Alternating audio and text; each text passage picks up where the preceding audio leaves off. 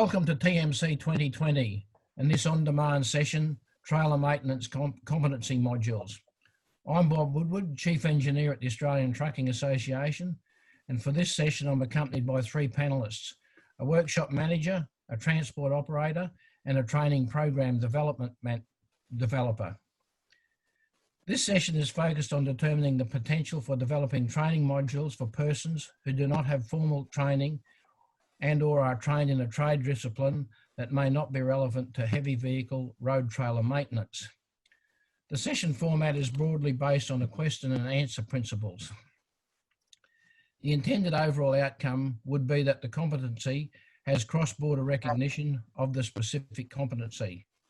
And as such, we would appreciate you consider the concept of the discussion and provide comments via the feedback link. Feel free to submit your comments, suggestions or questions.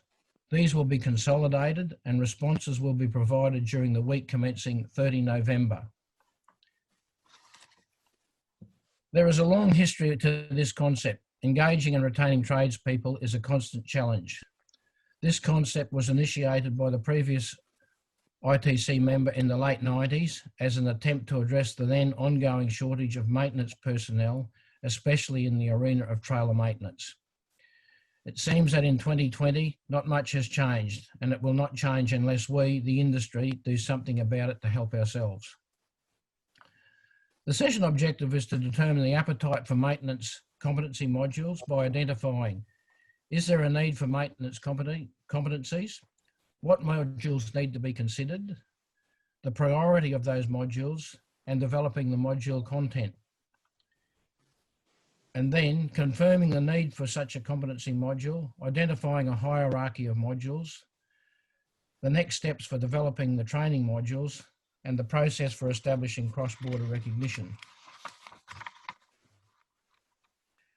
Okay, before we get started into the panel, I'd just like to share with you a screen here, and hopefully I can get this to work properly.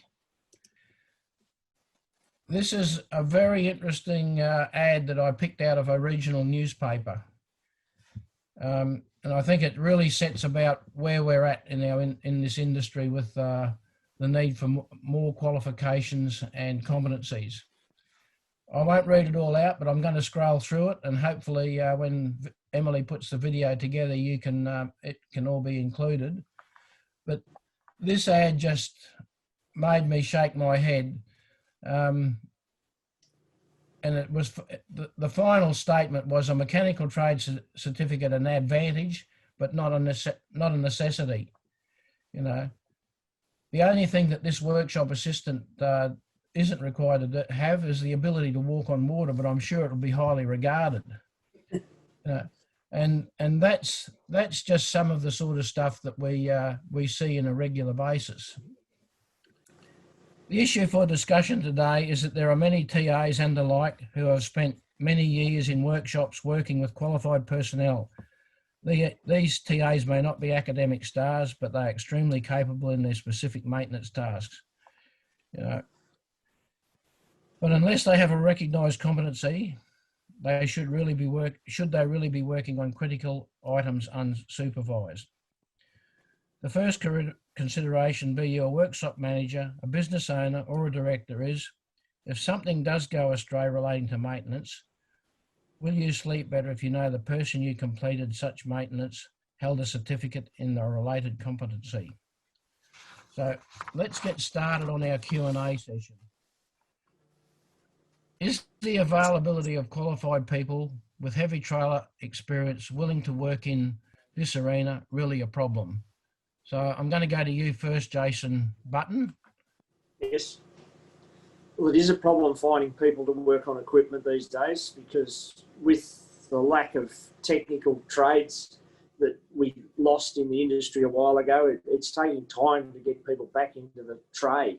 So to have someone that in the workshop you could get a competency to do brakes and trailer maintenance and leave your qualified people on the prime mover work would be a massive advantage. And then with the trainer responsibility to have a qualification and know that they're trained in certain aspects to work on that trailer, it'd be a massive advantage to a transport industry. Thanks, Jason. Lyndon? Yeah, I've got to completely agree. I think anything that will improve the supply of qualified people to into that pool of available candidates will help us as a business. You could say we have enough trouble trying to find diesel mechanics, let alone people to then support them doing those secondary tasks.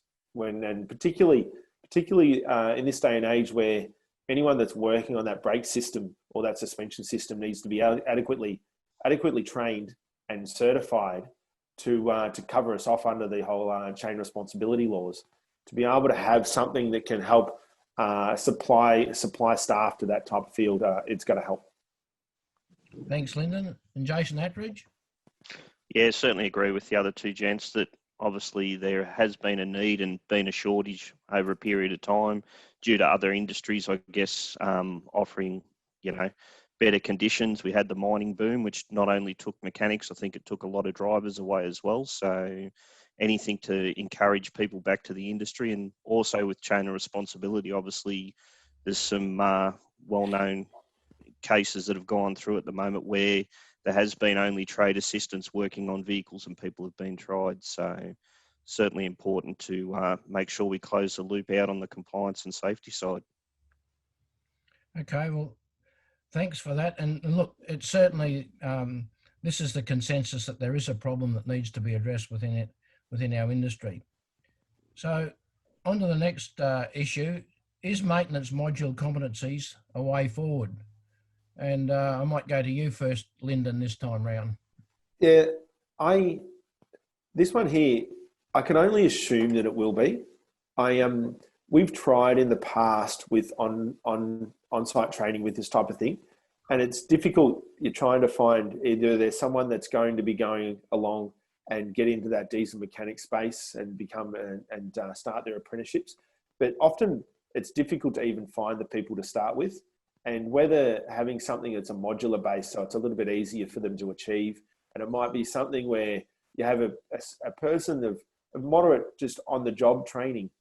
It might be easier to sell it to them just a modular based training rather than that multi-year dedication or commitment they have to make to a full diesel mechanics apprenticeship. That it might be easier to sell them the idea of just some modular training, and it might also, I think, us as a business, it would be quite easy to justify the training to go into a small modular thing with that. I think it's a better likelihood that the staff member would be able to get through the course and get to the end, rather than maybe dropping it halfway through if they weren't willing to go with the diesel mechanics apprenticeship, go from the get-go. There's that risk that they'll lose interest, and that modular aspect is maybe just make it a little bit more appetizing, being in a bit of a shorter nature. Thanks, Lyndon. Jason Button? Yeah, I agree with everything Lyndon says. There's also a scope in the industry, so naturally we're dealing with the lack of qualified people. But there's two scopes. You can come from a young person to give them a bit of competence that's interested in trucks. So it might stem from, you might have people in the wash bay, young people that are very interested in moving into the workshop soon. You can train a young person into the start of a trailer competency module and start working on trailers. And you can have the older sector of the industry that may have unfortunately lost their job, whatever, they're interested in it too, and you can train them just into trailer maintenance. And it gives you a lot of scope to find people that are interested in the industry to give them a qualification. And then with the younger sector, you find they like it. You can transition them up then maybe into becoming a qualified diesel mechanic after that. There's a lot of scope there to introduce people into what we're after. Thanks, Jason. And Jason Atteridge? Yeah, certainly. I think for something like this, particularly with people that have been in the industry for a while and don't have that formal qualification, that flexibility would be the key to success for those people. And I think even for the businesses that those people support, taking them away and putting them through an apprenticeship type scheme would probably be a long time away from the business. whereas having someone come in and flexibly deliver that training is probably going to work. And also Jason's point for the younger people coming through is to, I guess, try and give them that taster into the industry where they can then take the next step and build a career through the industry. Okay. Now, Bob, I would Yes. assume with the modular based, is it an assumption that they would be, it'd be jointly recognised by industry? So if the candidate, after completing their modules, I'm assuming that it would have to be of a format that is then recognised for, say a diesel mechanics apprenticeship, that once they've completed that module, that it's automatically completing some other type of module that they would have had to have completed otherwise. Is there that expectation? Well, at least from my perspective, that would be the expectation, Lyndon. I don't know what the other panelists think, but, you know, ultimately, we should finish up with a number of modules that you can put the modules together, and the guy, as Jason Atteridge referred to, would have essentially a certificate of a level as his competency. What is it? Certificate 3, Certificate 4, isn't it, Jason? Certificate 3, but just to answer Lyndon's question, potentially, and I don't know the flexibility delivery arrangements of these other RTOs that have it on scope. We personally don't, so I can't speak from our perspective, but they could select units, if it was 5 or 6 units, that could build towards an overall qualification.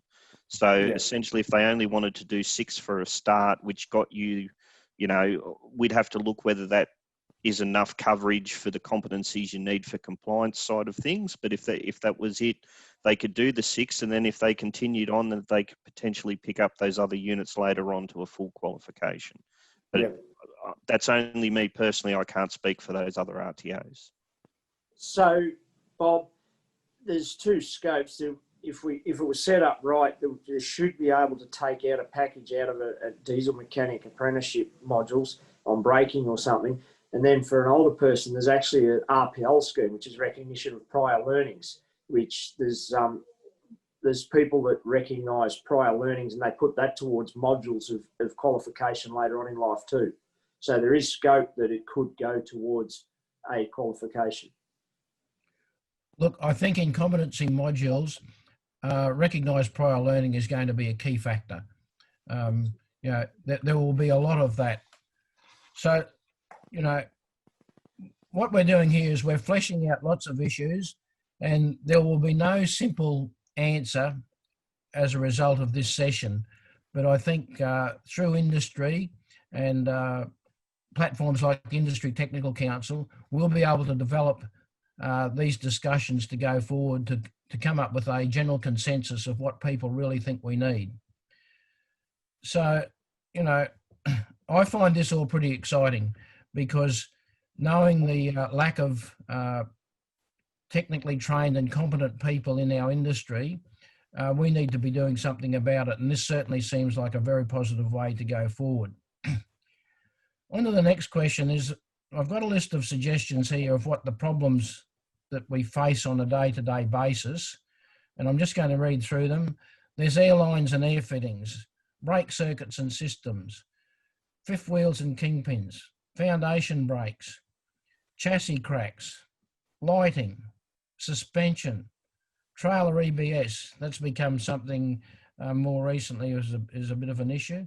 Trailer welding, you know, where do you weld and where don't you weld? Wheel bearings, wheels and tyres.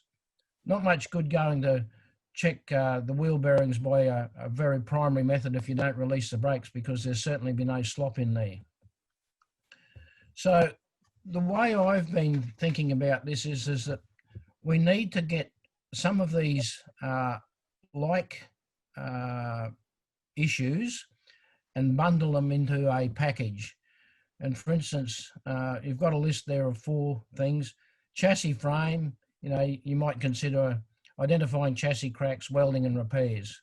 Couplings, you've got fifth wheels, kingpins, pin couplings, and there are a couple of others there. Services, airlines and fittings and lighting. And, you know, there's not a trailer maintenance person out there that hasn't had trouble with bloody electrical wiring or airlines that's chafed through, and then you've got to go and find it and make the repair, and then assure that all of the services are properly functioning. And then suspension and axles, we've got tyres and rims, wheel bearings, foundation brakes, and trailer EBS. How do you guys feel these packages fit together? And I'll start with Jason Atteridge this time round. Yeah, certainly all agree with everything there. I do see a couple that I think are missing, and just potentially for the safety of drivers. I think a big area where a lot of injuries occur, and certainly in my time as an operations manager, a lot of injuries occurred just in the load restraint and load covering area. So servicing a taut line of curtains, fixed skates, that kind of thing. There was a lot of injuries generated in that area, and I think it's an area that's overlooked in trailer servicing at times. And I can't speak for the other guys on the panel, but you know, there's certain specialty areas in trailers, whether it be side lift trailers, that type of stuff, where there could be other areas explored just from that safety perspective. And then obviously the big one is just the compliance and even the paperwork side to maintaining records for servicing on vehicles. I think so. Another unit that potentially could be in there. Okay. Thanks, Jason. Lyndon? Yeah, we were thinking the same thing, in that I think that you hit on the mark all of those typical items that relate to just the generic trailer and the generic safety features. And I think one of the things that we just wanted to highlight, that concept of welding, is does these modules, are they going to train them how to be a welder, or is there an expectation that they'll go, well, there's an underlying core competency and ability to use a welder, and then it's training about, just like you said, where to weld and where not to weld. And then another part was, say, just thinking about the sundry items, whether it's the load restraint, which I think is the main point that I think that's a great point that Jason Rose brought up about just maintaining those load restraint devices.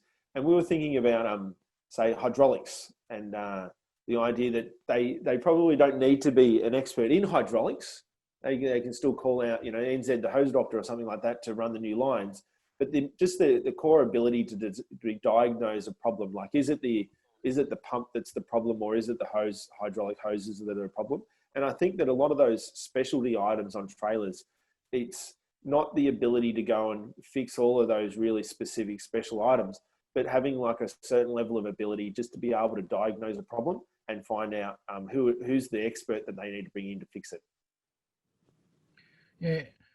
Lyndon, if I refer to your reference to welding, I would assume that the person who wants to get that competency is going to need to be a reasonable welder at some level. You know, he may not have completed an apprenticeship in welding, but he's going to need to have a pretty good understanding to get that competency. But, you know, at the end of the day, if this concept gets off the ground, we are the architects. We need to build it the way that it will work for our industry, the industry that we know, so that the industry that we know gets the outcomes that it's looking for. And I can see this is where it goes back to Jason's point of prior learning. I can see that often you might find someone that's that trade assistant that's coming to this with quite a broad range of basic skills or moderate skills of using those tools in the workshop. And it can just be effectively signed off or recognised that they've got that base level of being able to use the common tools that are used in servicing and repairing trailers. Thanks, Lyndon. Jason Button? Yeah, I think that both the gentlemen there have brought up some good key topics on top of our list of items we want to train them in. Welding is a sticking point with me. So yes, you do want, I feel you want them to be able to weld, but do you want them, back to what Lyndon's talking about, do you want them to be able to weld a suspension hanger in, or do you want to identify that it needs to go to an engineer to be welded in? I think that's the key. So to weld a fitting bracket on, or a light bracket, or a crack in a guard or something, yeah, you want them to be able to be competent to do that, but I don't think you want them welding chassis or suspension parts. Lyndon's saying is you want them to be able to have the scope to identify what needs to be done and then refer it to the correct person. The other key thing in these topics I think we need to really enforce is workshop safety, using the correct tooling. Safety, as in, if they're going to jack the trailer up, are they going to jack a loaded trailer up in the centre of the axle, or are they going to put a jack each side and then put safety stands, the correct tonnage safety stands? Wheel bearings, are they going to use a correct procedure to do wheel bearings, or do we push the point of preset wheel bearings in the industry now? There's a few key things we need to really develop and make sure that we tick the safety box on how we train the person. Okay, thanks, Jason. Well, you know, from the discussion we've had thus far, trailer maintenance is definitely a problem. Industry requires persons completing the maintenance to be recognised as being competent. So I think we're in principle agreeing that modules of competency is a way forward, and we have a list of modules to work with. So does everybody agree with that? Yes. Yep. Okay. So what's next? How can this be taken forward? I'll go to you, Jason Button.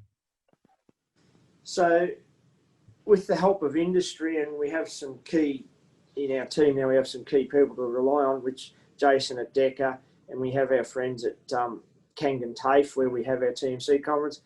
We need to be able to develop some sort of, as you said, Bob, cross-border recognition that goes for all states, and we need to develop these modules that are in a law-abiding way that we can move forward and be competent in the person that we've trained, and that the law and the industry backs us with some key training staff.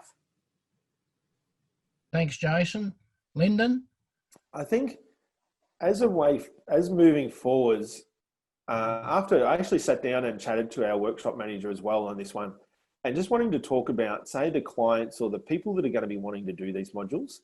And one of the challenges that we found was, if it's the type of individual that would only ever be happy with just doing some benign tasks on a trailer, that there was the concern that what type of candidate are we talking about?